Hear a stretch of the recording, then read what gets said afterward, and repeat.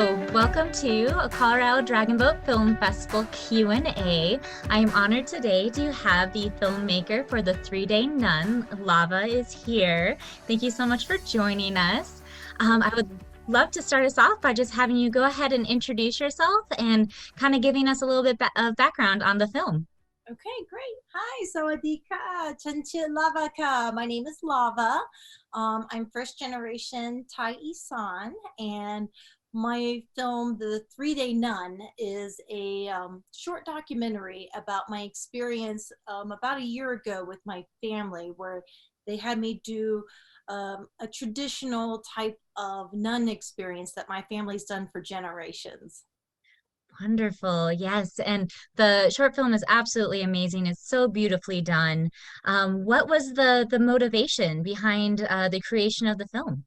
Oh, thank you. The motivation was actually my family. I was on this own personal healing journey, like I kind of briefly mentioned at the beginning of the film. And as a first generation Thai American, I kind of have an idea of Buddhism. And when I went back to Thailand, my family's like, actually, here's the traditional thing. We go to the forest and we can become a nun or a monk for whatever duration. 3 days is fine if that's what you have. But my family asked me to document it because they really wanted to share our type of Buddhism and our traditions with others. And they wanted me to see from my point of view, you know, as a family member, but also as a Thai immigrant in another country, what it did for me. And so when I started filming, I actually didn't know what the story was. I had no idea. This is what happened. Well, it worked out beautifully. Absolutely loved it. And that's so amazing that you got to experience that with your family. And that's really awesome that your family was very encouraging on you creating this documentary. I would love to maybe hear a little bit more about your experience in Thailand. Did you have anything that surprised you or the overall journey, how you felt spiritually going back? Yeah, thanks. I think what was interesting was I had this notion that I was going to go on this meditation retreat in the forest and I was going to become Zen and it was going to be peaceful and it's going to find some kind of enlightening message. But actually, what I found was a community I didn't realize I was going to experience. Like it was something I don't have in the United States, which I love my life here. But when I'm back in that traditional setting where people really take care of their spirituality and they take care of their monks and their nuns and they take care of each other differently, like the alms giving in the morning really moved me a lot more than I expected. I've given alms in the morning and I've enjoyed doing it from that perspective. But when I had to walk through the forest in the dark and witness people with so much joy in their hearts, just so happy to be there, to give alms, I think that was more healing than anything I ever expected. I really enjoyed that. And it's something I can't learn from a book. You know, I just was really nice. And I was very mindful of the idea. I was like, wow, my family's done this for generations. And I was imagining my grandmother, my great grandmother, my grandfather was a monk up until his death. And my great grandparents were monks and nuns. And I just sat there and it really hit me like this is part of who I am. And it was really powerful. I loved it. That is amazing. And our theme for this year is representation. So it's really amazing to hear that story of you going back to the country that your family's from and really experiencing that spirituality and just that feeling, it sounds like, of home, which is something I've kind of experienced as well when I've gone and visited Japan. But did it feel like home, kind of going back to your roots? Yeah, it's interesting to explain, and I'm glad you get that connection because it's like when I get in Thailand and specifically of the Isan region, I feel very connected. And it's not that I'm not connected to this type of home, but when I'm in Thailand and I'm with my family and the spirituality there, I definitely experienced the home aspect, and I felt like it really found a part of me that I had been missing for a while. Mhm. And that kind of leads me into my next question. What do you hope for people to get out of viewing your film? Do you hope for them to kind of want to go to Thailand or want to go back to their roots, or anything like that? What I would hope for is that we find our own spiritual path, whatever that may be. And it's not because of my connection to Thailand, I feel that. And I don't think just if they go to Thailand, they're going to get the same connection, because I don't know if they would or not. I can't speak to that. I do feel it's important for us to find our own cultural roots as first generation. And it's like, I want other people to experience that home feeling. And maybe they would get it in Thailand if they're not Thai. However, I think if they would really try to connect and find their roots, I imagine they'd find their own type of healing as well, and their own connection to their ancestors.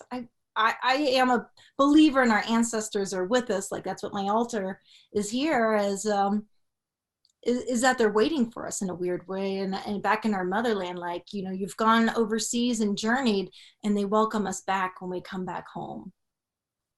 Oh, I absolutely love that. And I agree. I think everybody can kind of figure out their own journey to, yeah, their connection to their history and their family. And not being that said, I would love to go to Thailand just to visit and experience.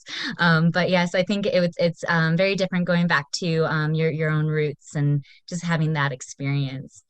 Yeah, and I'm sure if people went to Thailand, I've heard a lot of my non-Thai friends, including my boyfriend, when he goes back to Thailand, he gets a healing as well.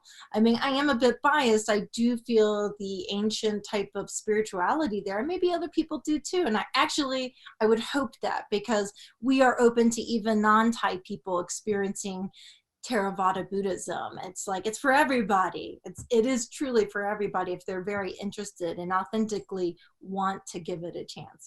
So yeah. Yeah, yeah, that is wonderful. I would love to would you mind telling us a little bit about the altar behind you? I know you mentioned it. It looks beautiful. Oh yes, of course. So I would say I started really getting into my spiritual journey almost 3 years ago after a traumatic situation. And when I started going back to Thailand, it's like I knew I only knew so much from my mom, but when we started going, like being here in the States, but it's interesting when we go back to Thailand, I learned more about like when you go to Thai temples, you can buy enchanted type of amulets and statues, and that's what these are. I actually only buy amulets and like these Buddha statues from Buddhist monks or nuns. And you can buy different ones and from the street, but in our beliefs is a little different than other Buddhism. Like there's 4 different countries or 5 different countries that practice Theravada Buddhism, but Thai Theravada Buddhism is its own type of Buddhism. And I found this out from my friends from like Sri Lanka. Like we have amulets and spirit houses, and those are not necessarily Buddhist, but we've incorporated them into our modern Buddhism. But their old beliefs before Thailand was a Buddhist country, is what I've been told. And so this is kind of an old um, kind of tradition to have your own altar from temples that have been blessed with different type of prayers, like for love or prosperity or healing or protection, or to always have food. So I have a variety of, like, I have Guan Yin, I have Prarahu, who is helping you with your karma. I have a lot of different things on there.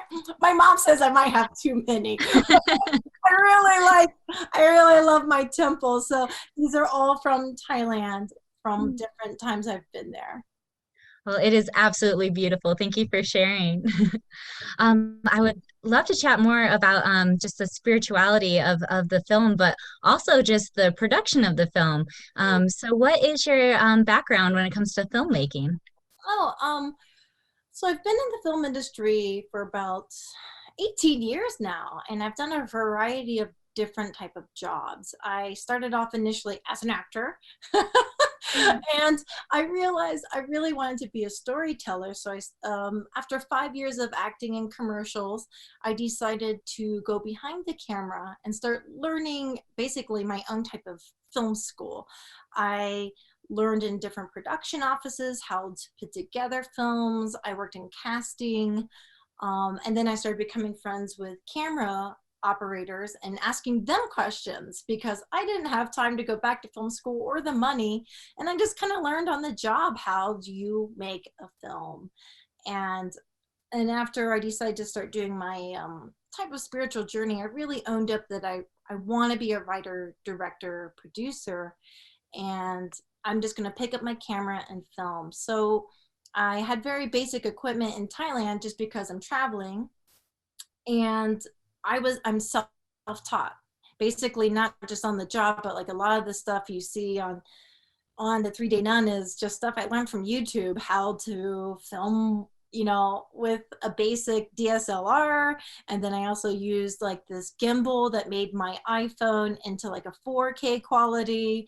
And I just practice and run and gun, as they say, just kind of run and gun with it. And then I learned how to become my own editor. So I was a one-woman show on that whole film, and that's just me filming. That's why it's mainly from my point of view, like looking. I only show myself maybe once or twice in the film, but that was also just for easy sake. But I liked it. I liked how it turned out, where it's me mainly looking from my perspective of what it was like to be a nun. So I'm self-taught mainly from the internet and on the job.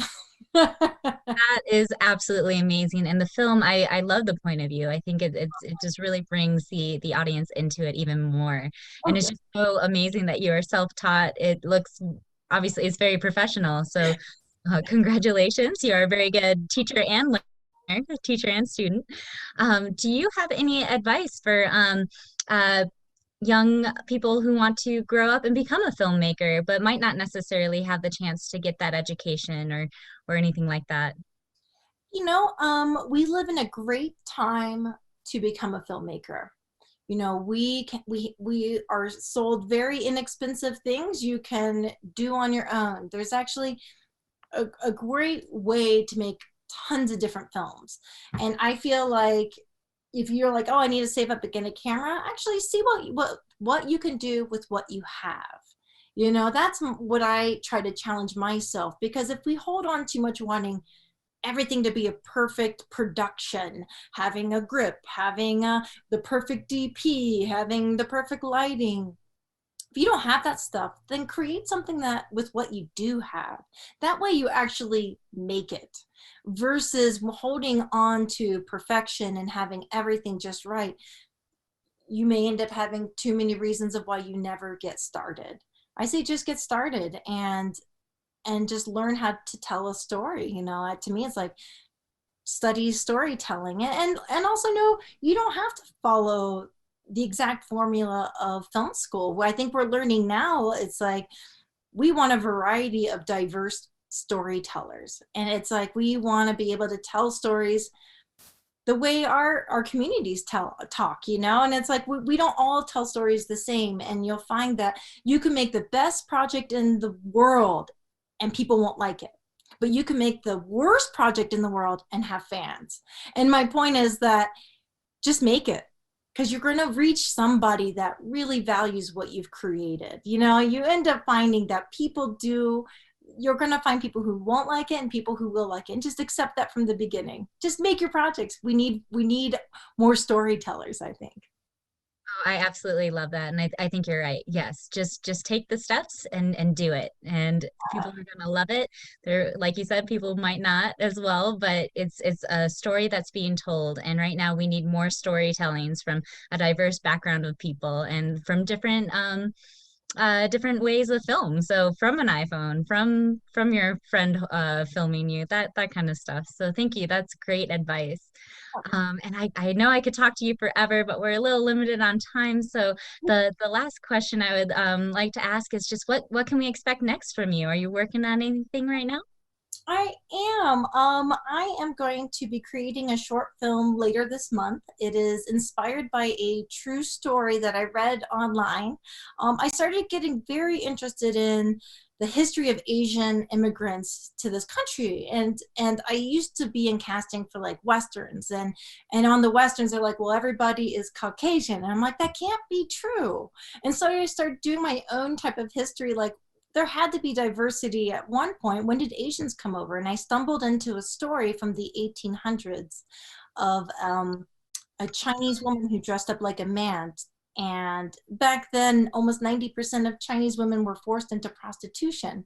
And it was stuff I've never been taught. I was like, I didn't know any of this stuff. I was like, I had no idea. So it's a very short film, but it's something I feel very driven to make because it's a perspective of an Asian woman immigrant and the hardships they faced as immigrants that kind of are still relevant today for the Asian American community. People don't realize the racism towards Asians have happened since the 1700s. It's not nothing new. This is stuff that's been happening with the rise of anti-Asian racism is actually not a new thing. It's just that we have platforms now to bring awareness to it. And so I'm hoping that this short film will also bring up awareness that the anti-Asian rhetoric has been going on since the 17 and 1800s. That sounds like such an important film, and I hope we can maybe showcase it for our next film festival. Oh, Thank you great. so much for creating or for filming this in the future, and then giving a voice to a story that is untold. Oh, And I think that's really important. But thank you again so much for joining us on this quick Q&A, and I hope everybody here, if you need more information on Lava, how can they get in contact with you? I would say the best way is my Instagram account, and you can find me at Life with Lava. That's where I am. I love that. Wonderful. Well, thank you again so much, and we look forward to working with you in the future. Thank you so much. I really appreciate it. Thank you so much, Sarah, and everyone at the Colorado Boat Film Festival. I appreciate it.